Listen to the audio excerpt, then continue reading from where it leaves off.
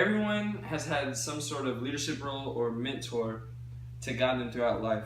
My biggest influence or guide throughout my life has had to have been my father, Sean Prewitt. And today I'm going to tell you a little bit about his history, about how his advice helped and made me a better person, and how I plan to make him proud in the long run. My dad had a very troubled childhood. He was adopted right when he was born to my grandparents, Jerry and Dolores Prewitt.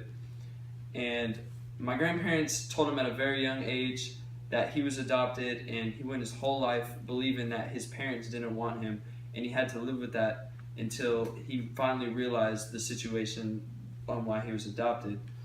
But when he turned 15, my grandfather got really sick, and he had to pick up a job at the hospital to help pay bills for the family and take care of the family. And that's just a little bit about his childhood. But his advice that really stuck to me and that helped me the most was to always do the right thing and have a hard work ethic and be persistent in anything that you do. He told me that if I never give up on anything and try my hardest and keep working, that I will always be successful. I've used that advice in everything I've done so far. I've used it in basketball when I played. I've used it in academics. Without that advice, I wouldn't be in the position I am to be able to get a higher education or get a better job or maybe have the opportunities that I have. Now, having this advice, I know I have to be successful. I have to make him proud. That is something I have to do. So I want to be to the point where I am successful enough to take care of him and get him anything that his heart desires, to repay him for what he showed me.